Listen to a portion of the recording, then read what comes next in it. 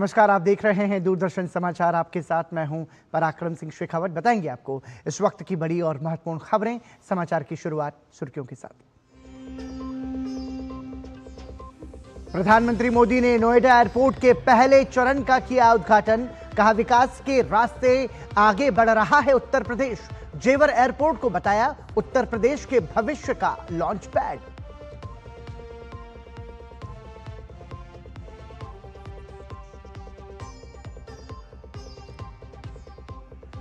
पश्चिम बंगाल विधानसभा चुनाव से पहले भाजपा ने ममता सरकार पर साधा निशाना।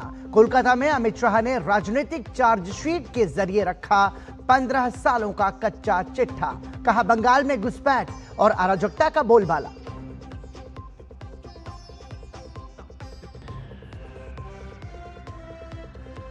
आज असम में विशाल रोड शो और चुनावी जनसभा को संबोधित करेंगे अमित शाह। पार्टी पदाधिकारियों से संवाद कर देंगे जीत का मंत्र। 9 अप्रैल को असम, केरलम और पुदुचेरी में होना है चुनाव।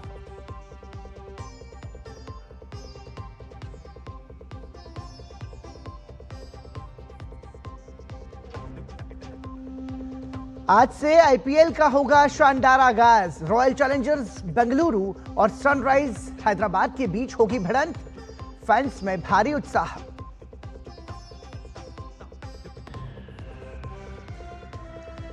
और दुनिया भर में आज मनाया जाएगा अर्थ ऑवर अभियान। रात 8:30 बजे से 9:30 बजे तक सभी गैर जरूरी लाइट्स होंगी बंद।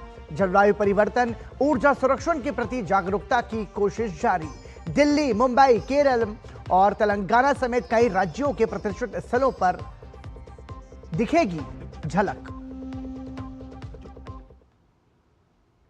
और सुर्खियों के बाद खबरों पर नजर विस्तार से। प्रधानमंत्री नरेंद्र मोदी ने नोएडा अंतर्राष्ट्रीय हवाई अड्डे के प्रथम चरण का उद्घाटन किया। हवाई अड्डे का पहला चरण 11,200 करोड़ रुपए के निवेश से तैयार हुआ है। यमुना एक्सप्रेसवे पर स्थित यह एयरपोर्ट मल्टी मॉडल केंद्र के रूप में विकसित है, जो सड़क, रेल, मेट्रो और क्षेत्रीय परिवहन प्रणालियों से सरलता से जुड़ता है। हवाई अड्डे में एक मल्टी मॉडल कार्गो हब भी शामिल है, जिसका माल ढुलाई की क्षमता प्रति वर्ष 2.5 लाख मीट्रिक टन से अधिक है। वहीं हवाई अड्डे की प्रारंभिक यात्री संचालन क्षमता 1 करोड़ 20 लाख यात्री प्रति वर्ष है, जिसे 7 करोड़ यात्री प्रति वर्ष तक बढ़ाया जा सकता है। नोएडा अंतर्राष्ट्रीय हवाई अड्डे को ऊर्जा कुशल और पर्यावरण अनुकूल प्रणालियों को ध्यान में रखते हुए विकसित किया गया है। साथ ही इसकी स्थापत्य शैली भारतीय विरासत से प्रेरित है। यह हवाई अड्डा भारत की सबसे बड़ी ग्रीनफील्ड हवाई अड्डा परियोजनाओं में से एक है। इसे सार्वजनिक निजी भागीदारी मॉडल के तहत विकसित किया गया है। इस एयरपोर्ट को दिल्ली एनसीआर क्षेत्र में दूसरे अंतर्राष्ट्रीय हवाई अड्डे के रूप में विकसित किया गया है। दोनों हवाई अड्डे मिलकर एनसीआर क्षेत्र के लिए एक एकीकृत विमानन प्रणाली के रूप में कार्य करेंगे, जिससे यात्री क्षमता बढ़ेगी, साथ ही भीड़ भी कम होगी। प्रधानमंत्री नरेंद्र मोदी ने अपने संबोधन में कहा कि अब उत्तर प्रदेश सबसे अधिक अंतर्राष्ट्रीय एयरपोर्ट वाले राज्यों में शामिल हो गया है। प्रधानमंत्री ने कहा कि यह परियोजना नौजवानों के भविष्य को नई उड़ान देगी। प्रधानमंत्री ने पश्चिम एशिया युद्ध का उल्लेख करते हुए कहा कि देश इस संकट का एकजुटता से मुकाबला करे। राजनीतिक दल अफवाह और भ्रम ना फैलाएं, राजनीति से पहले राष्ट्रहित को प्राथमिकता दें। उन्होंने लोगों को आश्वस्त किया कि देश इस संकट का भी कोविड संकट की तरह ही बेहतर ढंग से मुकाबला कर रहा है। पश्चिम एशिया में 1 महीने से युद्ध चल रहा है।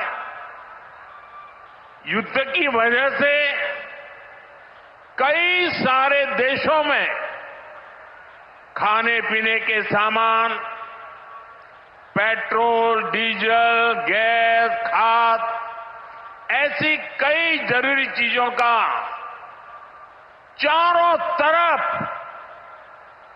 संकट पैदा हो गया है। भारत भी इस संकट का पूरी शक्ति से मुकाबला कर रहा है। सरकार हर वो कदम उठा रही है जिससे सामान्य परिवारों पर, हमारे किसान भाई बहनों पर इस संकट का बोझ न पड़े। साथियों, संकट के इस समय में भी भारत ने अपने तेज विकास को निरंतर जारी रखा है। प्रधानमंत्री ने केंद्र की यूपीए सरकार और राज्य की सपा सरकार के दौर में नोएडा इंटरनेशनल एयरपोर्ट परियोजना आगे न बढ़ने न दिए जाने का आरोप लगाया। प्रधानमंत्री ने कहा कि भाजपा सरकार गठित होने के साथ ही इस परियोजना को तेजी से आगे बढ़ाया गया। इस एयरपोर्ट को अटल बिहारी वाजपेयी जी की सरकार ने 2003 में ही फाइल में मंजूरी दे दी थी। 2003 में आप में से बहुत होंगे जिसका जन्म नहीं हुआ होगा। बहुत वो लोग होंगे जो उस समय 25-30 साल के 35 साल के हुए होंगे और आज रिटायर्ड की हो गए। लेकिन एयरपोर्ट नहीं बना। लेकिन केंद्र में कांग्रेस और यहां की पहले की सरकारों ने सालों तक इस एयरपोर्ट की नींव तक नहीं पड़ने दी। 2004 से 2014 तक ये एयरपोर्ट फाइलों में ही दबा रहा। जब हमारी सरकार बनी तो यूपी में सपा की सरकार थी। शुरू के 2-3 सालों में सपा वालों ने इस पर काम नहीं होने दिया। लेकिन जैसे ही यहां भाजपा एनडीए की सरकार बनी, दिल्ली में भाजपा एनडीए की सरकार बनी, तो जेवर एयरपोर्ट की नींव भी पड़ी, निर्माण भी हुआ और अब ये शुरू भी हो गया है। प्रधानमंत्री ने कहा कि आज देश भर में 160 से ज्यादा एयरपोर्ट हो चुके हैं, जबकि 2014 से पहले इनकी संख्या केवल 74 थी। प्रधानमंत्री ने छोटे शहरों में हवाई कनेक्टिविटी और उड़ान जैसे प्रयासों का भी जिक्र किया। एयरपोर्ट पश्चिमी उत्तर प्रदेश के किसानों, छोटे और लघु उद्योगों, यहां के नौजवानों के लिए अनेक नए अवसर लेकर आने वाला है। यहां से दुनिया के लिए विमान तो उड़ेंगे ही, साथ ही ये विकसित उत्तर प्रदेश की उड़ान का भी प्रतीक बनेगा। उत्तर प्रदेश के मुख्यमंत्री योगी आदित्यनाथ ने जेवर एयरपोर्ट को उत्तर प्रदेश के उज्जवल भविष्य का लॉन्च पैड बताया। उन्होंने कहा कि जब संकल्प मजबूत, सांस अडिग और आत्मविश्वास अटल है तो संकल्प सिद्धि में परिणत हो जाते हैं। जेवर एयरपोर्ट इसका नायाब उदाहरण है। उन्होंने कहा कि यह एयरपोर्ट उत्तर प्रदेश की अर्थव्यवस्था को मजबूती तो देगा ही, साथ ही युवाओं को रोजगार के नए अवसर भी देगा। आत्मनिर्भर उत्तर प्रदेश, विकसित भारत, विकसित उत्तर प्रदेश के लिए इस प्रकार का इंफ्रास्ट्रक्चर ये आज की आवश्यकता है और उस आवश्यकता के अनुरूप वह बड़ा करने के लिए अभी इसमें एक रनवे प्रारंभ हो रहा है। रनवे प्रारंभ होने के कुछ वर्षों के साथ ही दूसरा रनवे इसके साथ आएगा और इस प्रकार से 5 रनवे इस एयरपोर्ट के साथ जुड़ेंगे। तो यह अपने आप में एक बड़े और विकसित एयरपोर्ट के रूप में, ग्लोबल एयरपोर्ट के रूप में अपने आप को स्थापित करने में सफल होगा। प्रधानमंत्री नरेंद्र मोदी ने उत्तर प्रदेश के जेवर स्थित नोएडा इंटरनेशनल एयरपोर्ट के पहले चरण का लोकार्पण किया। रक्षा मंत्री और वरिष्ठ भाजपा नेता राजनाथ सिंह ने सोशल मीडिया प्लेटफॉर्म एक्स पर एयरपोर्ट को उत्तर प्रदेश के साथ साथ पूरे देश के लिए एक बड़ी उपलब्धि बताया है। उन्होंने कहा कि यह एयरपोर्ट अत्याधुनिक सुविधाओं से लैस होगा, जो न केवल भारतीय अर्थव्यवस्था को नई दिशा देगा बल्कि युवाओं के लिए रोजगार के नए अवसर भी पैदा करेगा। रक्षा मंत्री राजनाथ सिंह ने अपने संदेश में लिखा कि यह परियोजना उनके लिए व्यक्तिगत संतोष का भी विषय है, क्योंकि उन्होंने 2001 में उत्तर प्रदेश के मुख्यमंत्री रहते हुए जेवर एयरपोर्ट के प्रोजेक्ट को मंजूरी दी थी। हालांकि यह प्रोजेक्ट लंबे समय तक लटका रहा, लेकिन प्रधानमंत्री नरेंद्र मोदी के दूरदर्शी नेतृत्व और उत्तर प्रदेश के मुख्यमंत्री योगी आदित्यनाथ के प्रयासों के कारण यह सपना आज साकार हुआ है। राजनाथ सिंह ने यह भी कहा कि यह प्रोजेक्ट नए भारत की बढ़ती शक्ति और दृढ़ संकल्प का प्रतीक है। उन्होंने प्रधानमंत्री नरेंद्र मोदी और मुख्यमंत्री योगी आदित्यनाथ का आभार व्यक्त करते हुए इस ऐतिहासिक परियोजना को एक नई दिशा की ओर कदम बढ़ाने वाली उपलब्धि बताया।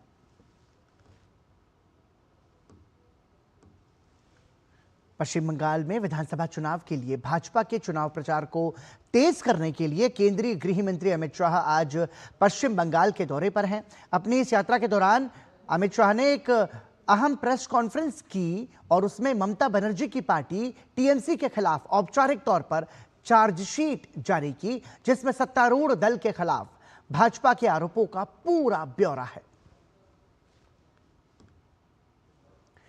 इस दस्तावेज में मुख्यमंत्री ममता बनर्जी की 15 साल की सरकार पर भ्रष्टाचार, खराब कानून व्यवस्था, महिलाओं की सुरक्षा में कमी और स्वास्थ्य शिक्षा जैसे क्षेत्रों में नाकामी के आरोप लगाए गए हैं। वहीं केंद्रीय गृह मंत्री अमित शाह ने प्रेस कॉन्फ्रेंस के दौरान बताया कि बंगाल का यह चुनाव न केवल बंगाल के लिए बल्कि पूरे देश के लिए महत्वपूर्ण है।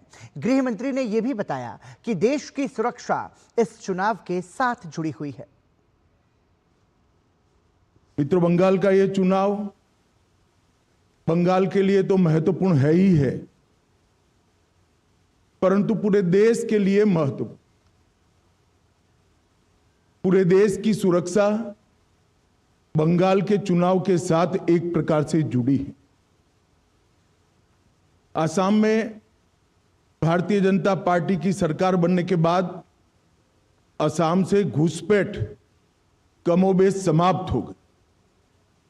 अब एक ही रास्ता बचा है जहां से घुसपैठ होकर पूरे देश के अंदर घुसपैठिए फैलते हैं और देश की सुरक्षा के साथ खिलवाड़ कर।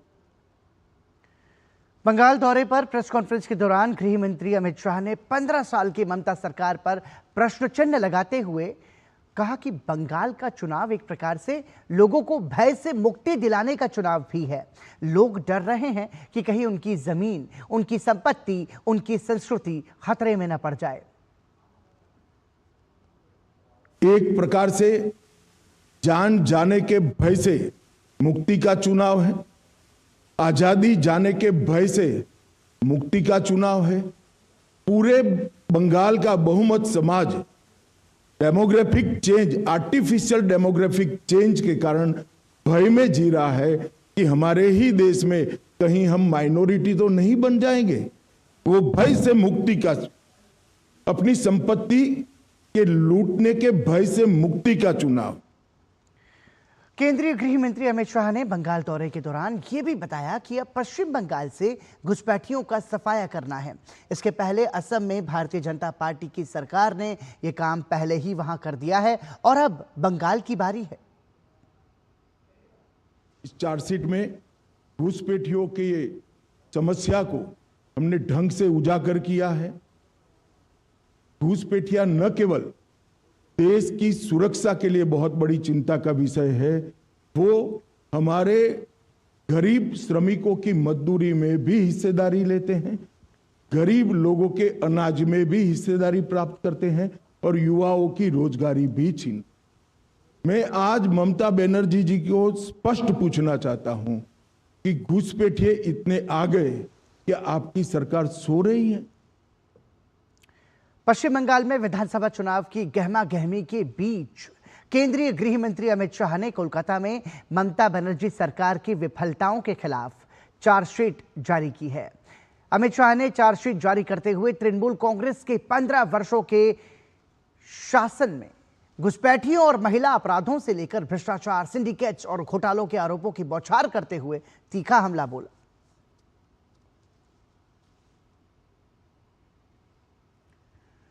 और आपको बता दें कि विदेश मंत्री एस जयशंकर ने फ्रांस के राष्ट्रपति इमैनुअल मैक्रों से मुलाकात की है। मुलाकात की तस्वीरें अपने सोशल मीडिया प्लेटफॉर्म एक्स पर साझा उन्होंने की। उन्होंने लिखा कि राष्ट्रपति इमैनुअल मैक्रों से मुलाकात मेरे लिए सम्मान की बात है। मैंने प्रधानमंत्री नरेंद्र मोदी का हार्दिक अभिवादन भी राष्ट्रपति इमैनुअल मैक्रों तक पहुंचाया है।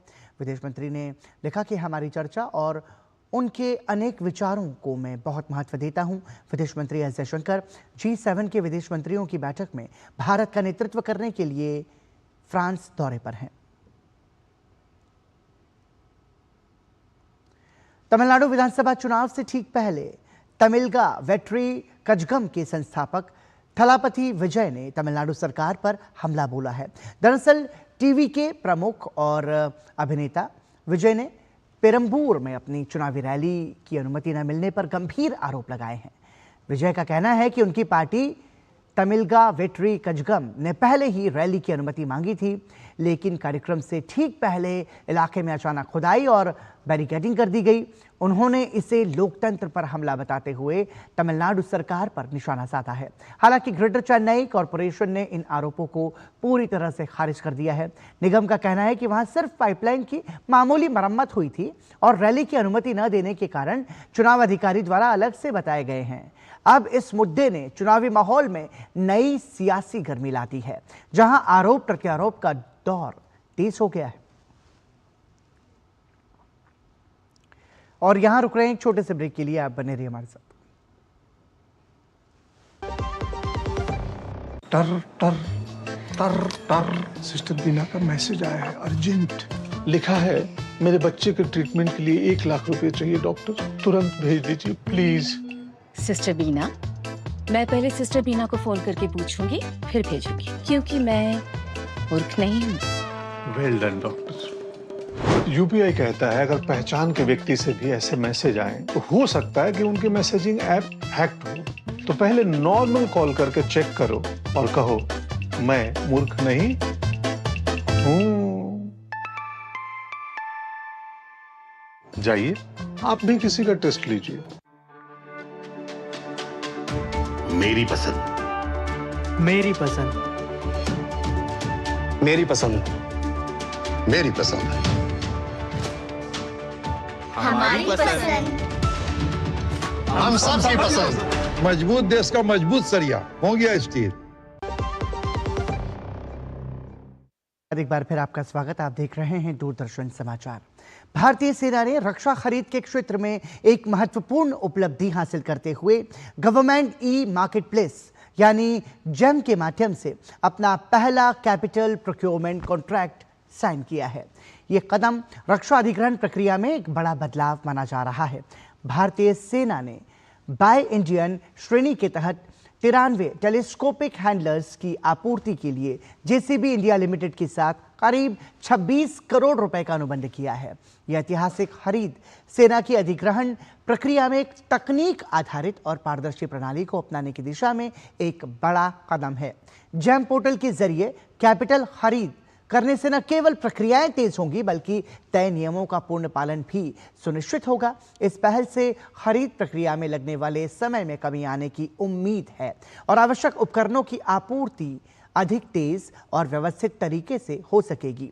साथ ही ये कदम भविष्य में इसी तरह की अन्य खरीद के लिए भी मार्ग प्रशस्त करेगा। बड़े पैमाने पर यह पहल रक्षा क्षेत्र में आत्मनिर्भर भारत को बढ़ावा देने और भारतीय उद्योगों की भागीदारी को मजबूत करने की सरकार की नीति को भी सुदृढ़ करती है। इन टेलीस्कोपिक हैंडलर्स की खरीद से भारतीय सेना की लॉजिस्टिक्स और सामग्री प्रबंधन क्षमता को विभिन्न परिचालन परिस्थितियों में और अधिक मजबूती मिलेगी। भारत के राष्ट्रीय सुरक्षा गार्ड यानी एनएसजी ने 24 से 27 मार्च के बीच रूस के रोजग्वार्डिया में एक उच्च स्तरीय प्रतिनिधिमंडल की मेजबानी की। इस दौरे का उद्देश्य द्विपक्षीय सहयोग को और मजबूत करने के साथ आतंकवाद रोधी क्षमताओं को सुदृढ़ करना। इस दौरान दोनों पक्षों के बीच पेशेवर बातचीत, ब्रीफिंग, प्रदर्शन और विस्तृत चर्चाएं हुई। इन गतिविधियों के माध्यम से दोनों देशों ने अपने अपने सर्वोत्तम तरीकों और अनुभवों को साझा किया। बैठक में दोनों पक्षों ने आतंकवाद रोधी तैयारियों को और बेहतर बनाने के लिए आपसी सहयोग बढ़ाने की प्रतिबद्धता दोहराई। केंद्रीय माध्यमिक शिक्षा बोर्ड ने पश्चिम एशियाई देशों में कक्षा 12 के छात्रों के लिए वैकल्पिक मूल्यांकन योजना को लेकर अधिसूचना जारी की है। इस योजना के तहत Bahrain, Iran, Kuwait, Oman, Qatar, Saudi Arab और यूएई के छात्रों के परिणाम घोषित किए जाएंगे। दरअसल इन देशों में मौजूदा परिस्थितियों के कारण नियमित परीक्षाएं आयोजित करना संभव नहीं हो पाया। ऐसे में सीबीएसई ने छात्रों के हित को ध्यान में रखते हुए आंतरिक मूल्यांकन और शैक्षणिक रिकॉर्ड के आधार पर परिणाम तैयार करने का फैसला लिया है। बोर्ड ने स्कूल्स को तय दिशा निर्देशों का पालन करने और समय पर अंक अपलोड करने के निर्देश दिए हैं ताकि छात्रों को निष्पक्ष और समयबद्ध परिणाम मिल सके। सोशल मीडिया पर भ्रामक पोस्ट के माध्यम से ऐसा दावा किया जा रहा है कि भारत में अब सिर्फ अगले 5 से 10 दिन का ऑयल रिजर्व बचा है। ऐसे में पीआईबी ने इस पोस्ट का फैक्ट चेक करके इसे पूरी तरह से भ्रामक बताया है और कहा कि देश में कहीं भी पेट्रोल, डीजल या एलपीजी की कमी नहीं है। ईंधन आपूर्ति की स्थिति स्थिर, सुरक्षित और निरंतर निगरानी में है। भारत के पास लगभग 74 दिनों की कुल भंडार क्षमता है, जिसमें वर्तमान स्टॉक लगभग 60 दिनों का है। इसमें कच्चा तेल, पेट्रोलियम उत्पाद, सुरक्षित रिजर्व में इकट्ठा किया हुआ रणनीतिक भंडार शामिल है। और भारतीय क्रिकेट टीम के मुख्य कोच गौतम गंभीर को दिल्ली हाईकोर्ट से एक बड़ी कानूनी राहत मिली है। अदालत ने उनके पर्सनालिटी राइट्स की सुरक्षा को लेकर एक महत्वपूर्ण आदेश जारी किया है। हाईकोर्ट ने कहा है कि गौतम गंभीर की पूर्व अनुमति के बिना उनके नाम, पहचान, आवाज और छवि का किसी भी रूप में व्यावसायिक इस्तेमाल नहीं किया जा सकेगा।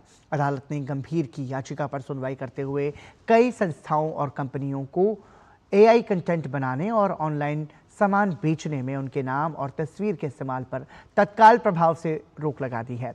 अदालत ने अपनी टिप्पणी में कहा कि गौतम गंभीर भारत के सबसे सम्मानित क्रिकेटर्स में से एक हैं और उनकी इजाज़त के बिना उनके नाम और छवि का व्यावसायिक इस्तेमाल करना उनके पर्सनालिटी और पब्लिक राइट्स का सीधा उल्लंघन है।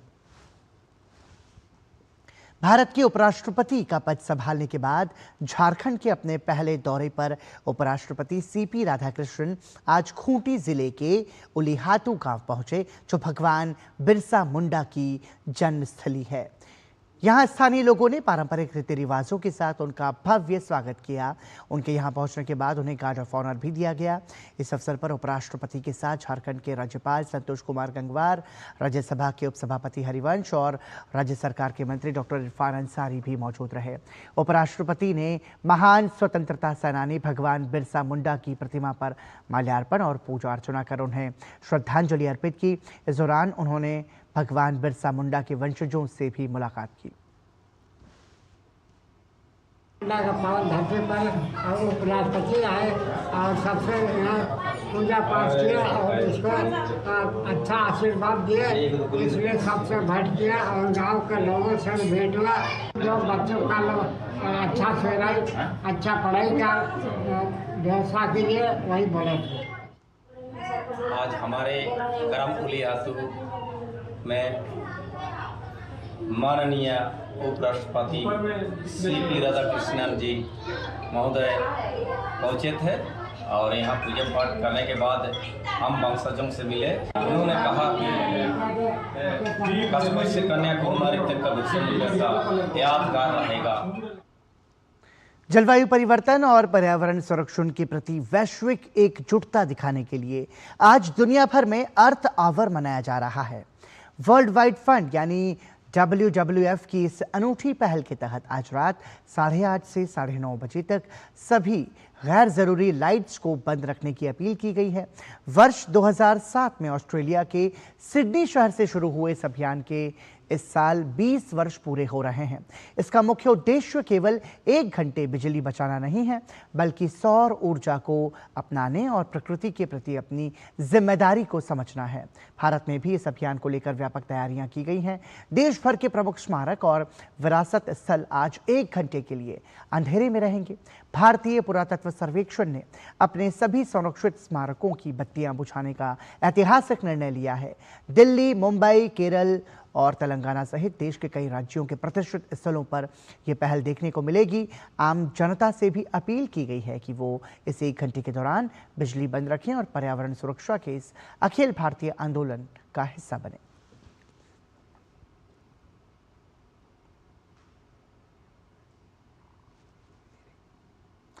इंडियन प्रीमियर लीग 2026 के आगाज से पहले क्रिकेट जगत में एक बार फिर रोमांच चरम पर है। हर साल की तरह इस बार भी खिताब की जंग बेहद कड़ी होने की उम्मीद है, जहां अनुभवी सितारों के साथ युवा खिलाड़ी भी अपनी छाप छोड़ने को तैयार हैं। पहले मैच में गत चैंपियन आरसीबी का सामना सनराइजर्स हैदराबाद से होगा। और इसी के साथ हमें दीजिए अनुमति, आप हमारी ये रिपोर्ट देखिए। नमस्कार। 12 डबल हेडर, 13 वेन्यू और 70 मैच। प्रतियोगिता के पहले मुकाबले में चिन्नास्वामी स्टेडियम में मौजूदा चैंपियन रॉयल चैलेंजर्स बेंगलुरु का सामना सनराइजर्स हैदराबाद से होगा। इस सीजन में भी 10 टीमें हिस्सा ले रही हैं और कुल 70 लीग मुकाबले खेले जाएंगे, जो देश के 13 अलग अलग वेन्यू पर आयोजित होंगे। सभी 10 टीमें लीग स्टेज में 14-14 मुकाबले खेलेंगी। शीर्ष 4 टीमें प्लेऑफ में पहुंचेंगी। आईपीएल 2026 का पहला फेज 28 मार्च से लेकर 12 अप्रैल तक चलेगा। फिर दूसरा फेज 13 अप्रैल से शुरू होगा और 24 मई तक जारी रहेगा। पहले फेज में 20 और दूसरे फेज में 50 मुकाबले खेले जाएंगे। इस सीजन में कुल 12 डबल हेडर मुकाबले खेले जाएंगे। दिग्गज टीमों की प्रतिष्ठा दांव पर। मौजूदा champion royal Challengers Bengaluru IPL में अपना खिताब बचाने के इरादे से मैदान पर उतरने जा रही है। वहीं आईपीएल इतिहास की सबसे सफल team Chennai super Kings, Mumbai Indians और कोलकाता नाइट राइडर्स अपनी खोई प्रतिष्ठा हासिल करने की कोशिश करेंगे। चेन्नई, मुंबई और कोलकाता के पास अनुभव और संतुलन का ऐसा मेल है जो उन्हें खिताब की दौड़ में आगे रखता है। Mumbai Indian, Chennai super Kings और कोलकाता नाइट राइडर्स के पास कुल मिलाकर 13 आईपीएल खिताब हैं, लेकिन पिछला सत्र उनके लिए अच्छा नहीं रहा था। मुंबई की टीम पिछले सत्र में 4थे स्थान पर रहकर प्लेऑफ में पहुंची थी। 5 बार की चैंपियन ये टीम अपने इस प्रदर्शन में सुधार करने की कोशिश करेगी। रोहित और विराट पर बड़ी जिम्मेदारी। अगर खिलाड़ियों की बात करें तो एक बार फिर सबकी नजरें विराट कोहली पर टिकी रहेंगी, जो लगातार रन बनाने की अपनी क्षमता के लिए जाने जाते हैं। इसके अलावा रोहित शर्मा का अनुभव और कप्तानी किसी भी मैच का रुख बदल सकती है। इन दोनों को कुछ भी साबित करने की जरूरत नहीं है, लेकिन वे हमेशा की तरह दर्शकों की अपेक्षाओं पर खरा उतरने की कोशिश करेंगे। कोहली की चुनौती खुद से भी होगी। जनवरी में न्यूजीलैंड के खिलाफ घरेलू वनडे श्रृंखला के बाद उन्हें भरपूर आराम मिल चुका है। यशस्वी जायसवाल और शुभमन गिल से बड़े प्रदर्शन की उम्मीद है। वहीं फिनिशर की भूमिका में रिंकू सिंह एक बार फिर मैच विनर साबित हो सकते हैं। छाप छोड़ने को तैयार युवा। लीग के पिछले कई संस्करण की तरह इस बार भी कई ऐसे खिलाड़ी अपना प्रभाव छोड़ने की कोशिश करेंगे जिन्होंने अभी तक कोई अंतर्राष्ट्रीय मैच नहीं खेला है। इन खिलाड़ियों में राजस्थान रॉयल्स के वैभव सूर्यवंशी, सीएसके के कार्तिक शर्मा, प्रशांत वीर, आयुष महात्रे और रॉयल चैलेंजर्स बेंगलुरु के जेकब बेथेल शामिल हैं। कुल मिलाकर क्रिकेट प्रेमियों के लिए यह सीजन सिर्फ मुकाबलों का नहीं, बल्कि नए सितारों के उभरने और बड़े खिलाड़ियों के इतिहास रचने का मंच बनने जा रहा है। अब देखना दिलचस्प होगा कि कौन सी टीम इस कड़ी प्रतिस्पर्धा के बीच खिताब अपने नाम करती है। Sports desk, DD news.